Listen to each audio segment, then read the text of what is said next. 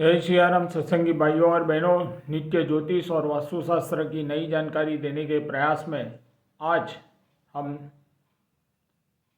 जन्म पत्रिका अनुसार कोई भी व्यक्ति आजीवन पर्यंत सभी प्रकार के सुखों की प्राप्ति,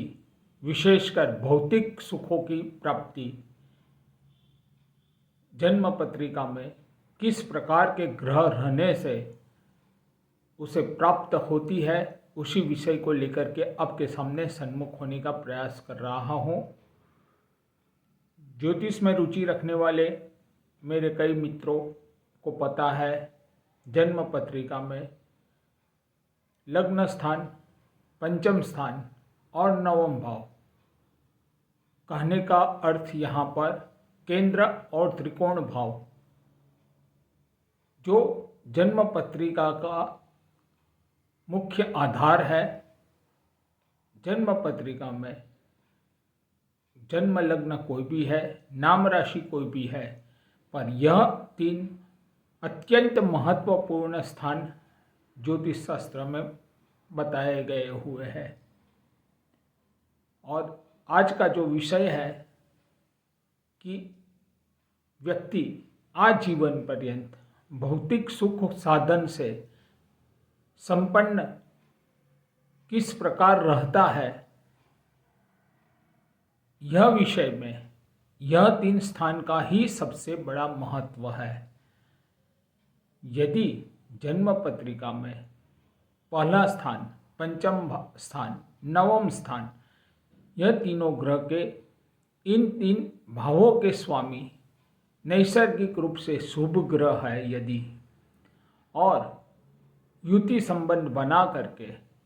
नवम, पंचम या लग्न भाव में बैठे हैं, अथवा इन तीन भावों के स्वामी के ऊपर कोई पाप ग्रह की दृष्टि नहीं है, या पाप ग्रह किसी भी प्रकार से इन तीन भाव के स्वामी के साथ संबंध नहीं बना रहे हैं, और नवम और पंचम भाव में यह तीन भाव के स्वामी की अगर युति बनी हुई है, निसंदेह विश्वास कीजिए मित्रों, ऐसा जातक बाल्यकाल में भले ही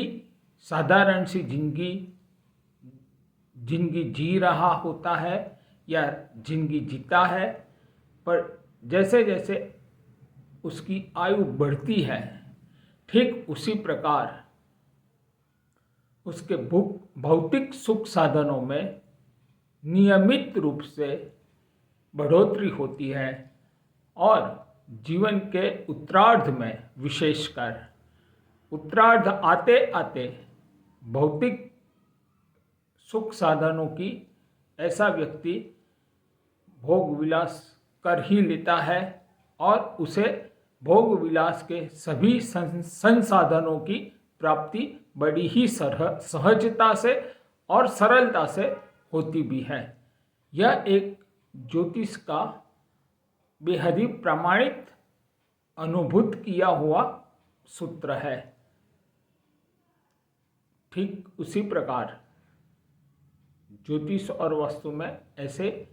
कई प्रकार के योग हैं, उनमें से यह एक योग अत्यंत महत्वपूर्ण है, वह मैंने बताने का प्रयास किया। धन्यवाद। जय श्री राम। अगले दिन ज्योतिष और वास्तु की ऐसी ही कुछ रोचक जानकारी लेकर के आपके सामने सन्मुख होने का प्रयास करूंगा।